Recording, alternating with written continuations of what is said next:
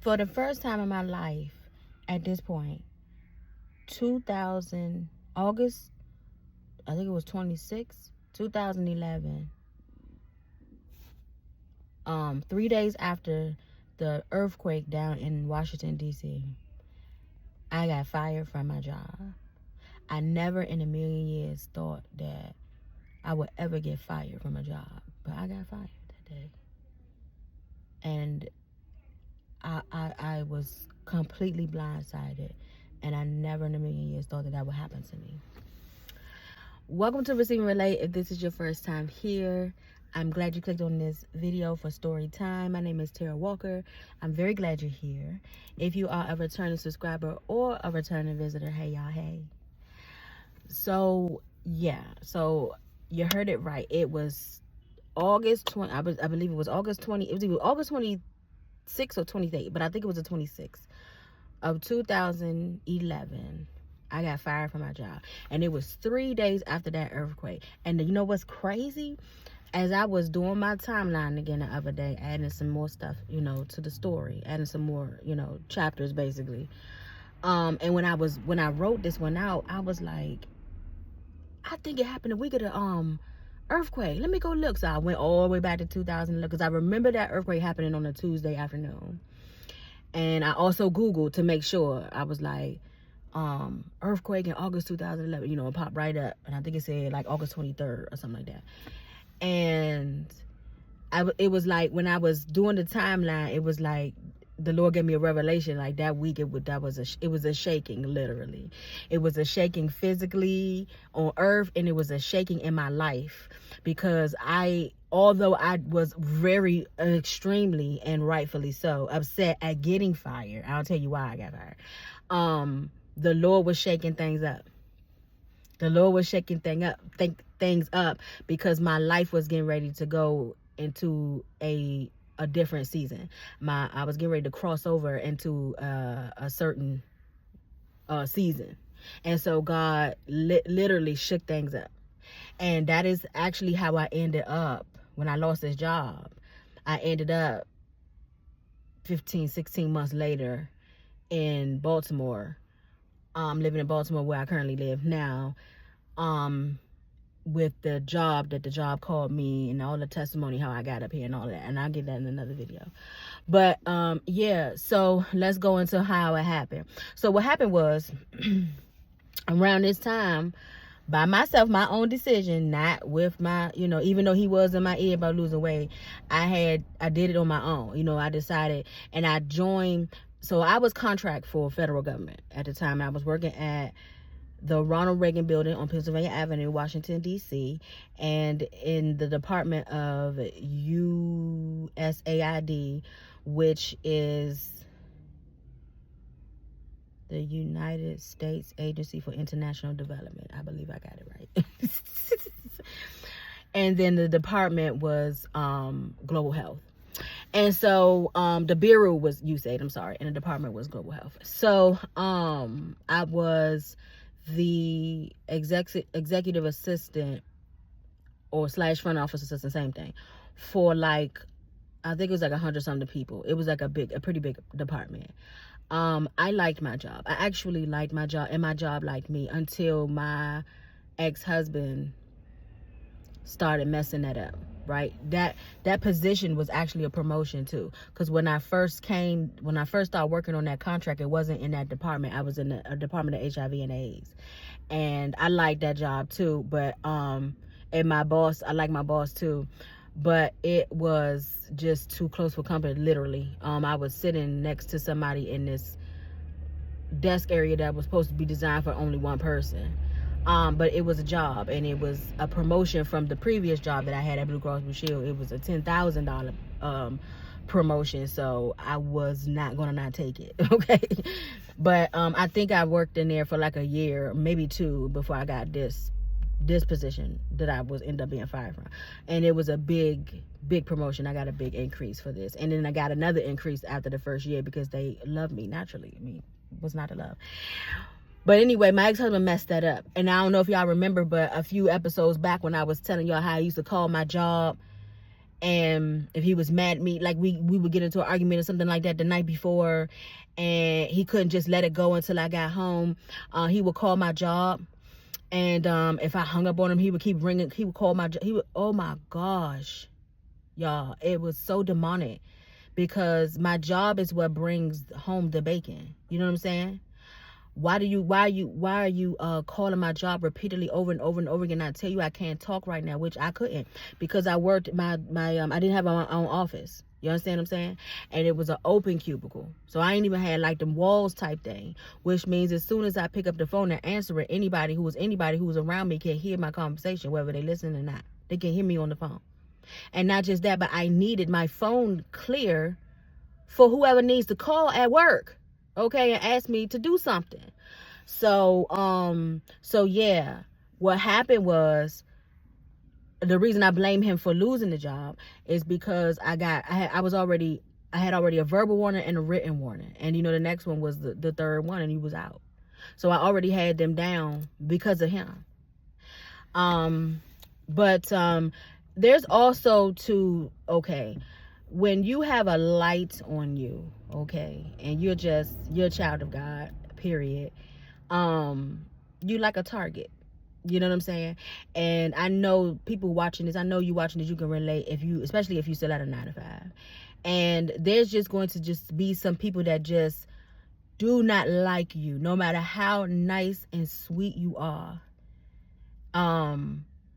Never says, always smiling at people at work, very friendly. No matter how you are, there's always going to be at least one person who can't stand you. And unbeknownst to me of why, because back then I didn't know what I really possessed as a child of God. You know what I'm saying? What I really carried, should I say, on me as a child of God. I didn't know it to that degree back then. And so there was a lady there that I had to communicate with in terms of executive correspondence and stuff like that. And I ain't gonna say her name. We're going to call her for this video. We're going to call her Vivian, okay? And Vivian I don't care how nice I was to Vivian. Vivian could not stand me. Anything I said, she thought I was being smart or condescending, and I was absolutely trying to be the opposite, because I was really, really trying to learn. There's an executive correspondence in the federal government is a certain way you have to do it, and it doesn't matter what agency you in. You have to do it a certain way. And I was trying to get it, because in my other position, I ain't have to do them like that.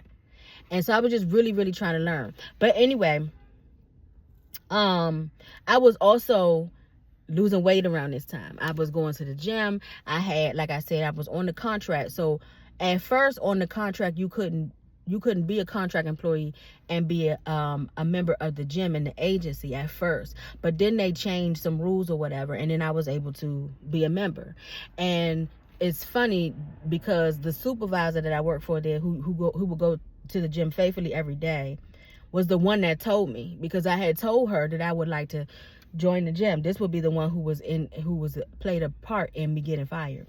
I'm telling you, listen. So anyway, I started going to the gym, and I would use my lunch break to go.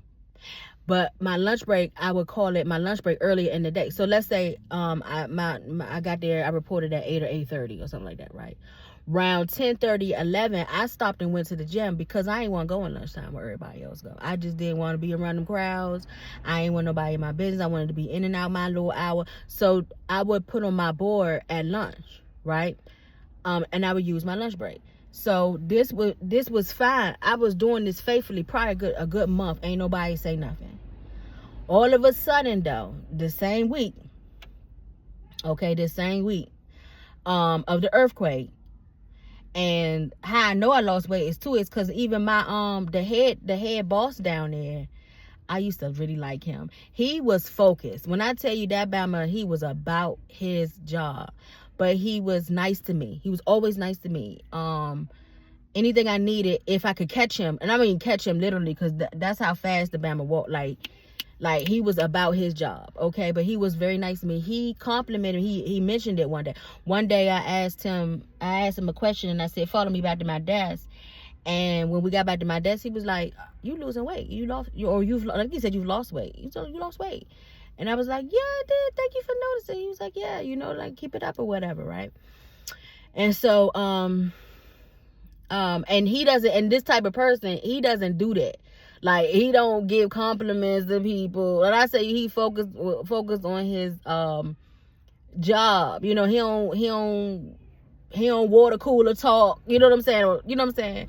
He don't what they call it, small talk. He don't do that type of stuff. So for him to say that was big, okay, I knew I must have really had lost a significant amount for him to say that. And so he's all cool. Now, he's the head boss, right? He's cool with me. So this is how this was the personal thing. So the lady that I told you about earlier, who I said we're going to name her Vivian, she worked in the same, was it the same department? She worked in the same department, but her cubicle or whatever was on another side, right? So you had to walk to her and she had to walk to me. So basically the complaint was when they when my supervisor, the contract supervisor, came to my desk and said they want you up the street. And it's like I kind of knew, because nobody never called me up the street. Up the street is where with the headquarters where the contract office was. And so they ain't never called me unless it was a group thing, everybody went. So it's like I kind of knew, but I was really hoping it was. I was like, I know it ain't what I think it is. But yeah, it was. And so the reason why she did that was because she had to pack my desk while I went up. And the reason why they fired me was because the Vivian lady complained and said that every time she came around, if y'all hear this lady, there's a lady that manifests right across the street from me. And it sounds like she is now. So if y'all hear her in the background, I'm very sorry. I can't do nothing about that right now. But anyway, she complained that she had came to see me a few times and I wasn't there. Now, remember I said there was a floor supervisor under the head supervisor in my actual department too. That was the one that told me about the gym. And we talked about the gym and she said, oh my goodness, go to the gym. You know what I'm saying? Encouraged me to the gym, told me that now I can apply and all of that. That was the same one that was a part of me getting fired because she complained to her first. She complained to her first, and this lady would drop. I'm telling you, I'm sorry to say this, but if she was at the park with her kids and Vivian called her on the phone to tell her she had a problem, that lady would leave her kids at the park and go to cater to Vivian. I'm not even exaggerating. It was like she was literally scared of her. It was like almost like she had something on her. Like, I'm serious. And so she was the supervisor was the one that called. Vivian told her, the supervisor told my boss contract, the boss of my contract, and that's how, and they pulled me in there and that's how I got fired. But because I had them 2 warnings already, that's why I blame my ex-husband. That's why I blame my ex-husband, because I had them 2 warnings, that verbal and that written already, 3 strikes you're out. So that's how I got out of there. So I'm devastated. I ain't never been. I've always had all the jobs I've had always been long term, right? I've never been fired from anywhere. It was embarrassing, yeah. It was completely embarrassing, and especially because of the reason why. Now, of course, when we get back home, when he picks me up, we get back home. You know how it just hit you, like, I literally don't have a job to go to tomorrow. Like, what in the world am I going to do? And I bust out crying. And then he hugs me, you know what I'm saying, at that moment, and, he's consoling me, at that moment, but not realizing that he's the reason why, I got fired. But, of course, he's nice at me at that moment. You see what I'm saying? Because they pick and choose their moments. You see what I'm saying? When they want to be nice. So what ended up happening is, so that was August. So, rent was already paid for August. They gave me my check. So we pay rent for September. But now, because he doesn't work, remember, Okay, and I didn't share with y'all this. I forgot to share with y'all this, but I told him when we was having a conversation when he wanted to move back in, and I was saying no, we need a court and stuff like that. One of the things I told him, I said you can't move back in here without a job. You cannot. I cannot be married to you again if you don't work a 9 to 5 or something. I don't care if it's the dollar store. You have got to do something to bring an income into this house. And he moved in anyway. So let me insert this because I didn't tell y'all this part. When he first moved in, he claimed y'all that he went and applied for certain places. It was a Family Dollar across from us. It was a gas station. And I don't know if it was McDonald's or a fast food joint that he claimed he applied for, but they denied him. He always told me they denied him. I now know that was a definite bold-faced lie. I don't even think it was a point that they denied. I don't think he ever went. He never went because the narcissist, for whatever reason, knew that he could take advantage of me again, and he was able to do that. And he would. So when I separated from him, he worked. Each time we didn't live together. Remember when he left, when we were first roommates before we even got married, years before he left, he got a job. Okay, when I separated him for the first time, he left, he got a job. He was always able to work, but he would, when we would get together, because for whatever reason he thought I was making you would think I was making 6 figures. He would stop working and would use my money. Talking about some God told him he'd never had to work another day in his life. You call God a liar because every time we separated, you got a job. Anyway, so rent was not able to be paid for October, November, and December. My lease was up in December, right? Snatch man was getting ready to come now because I had a car note in this same, my big red been with me a long time, y'all. This same truck I had. I couldn't pay the car note. I had a car note back then. Couldn't pay the car note. No insurance, no nothing. Cause also remember, don't forget the other episode what I told you he made me do with my $3,000 savings and put it in the NAS thing. So that's gone. Then he took the rest of it when I moved out, right? That was gone. That was depleted. I only had enough on my paycheck enough to pay the bills and the rent for that month. So I ain't had no savings. Oh, and I forgot to tell y'all this. That business, remember the last episode where I told y'all there was a business meeting we was at where the witch was at? That was started with my 401k. Yep, I had over like $1,000 something in my 401k. He made me borrow from my 401k to start that business. And I allowed it because he was my husband. And I was trying to make him happy. Right? But you see the pattern now? Now he always using my money to do something for him. You know what I'm saying? But he don't want work to contribute back to that. And then I'm left in debt. You see what I'm saying? Or no savings or no, you know what I'm saying? So unfortunately, this is something that I never wanted to ever have to do in my life. We had to leave like thieves in the night and move out. And before that even happened, okay, I'm already depressed about losing my job. So now he's stressing me out about where we going to live and where we going to move. But you ain't making no effort to get no job and help so that we can stay here. Now my rent was $1,040 or $1,050 a month, I believe. $1,040, $1,050 or $1,001 or $1,100, something like that. Right? So if he had a job, we would have been able to make the rent. Right? And so but he didn't want to work. But he's stressing me out about where we're going to live. Now, I came up with the idea. He didn't even think about this. He kept telling me, kept bragging about his brother's fiance home in Fort Washington that he had visited a couple times and he's seen in this really nice neighborhood and da-da-da-da-da. And that he was in touch with was his brother locked up at the time? I think so. I think his brother was locked up at the time, but he was like, and he put her in touch with him, and they talk sometimes and stuff like that. And so he kept talking about it to me, bragging on his home and house and everything. And so I was like, why don't you ask her if we can move in with her? And it was like a light bulb went on when I said it. it was like, that should have been the first thing why you ain't, but you pressing me out. And I'm talking about, he was pressing me out. Like, he was like yelling at me about this thing, right? But, and again, you the reason why I had a job in the first place.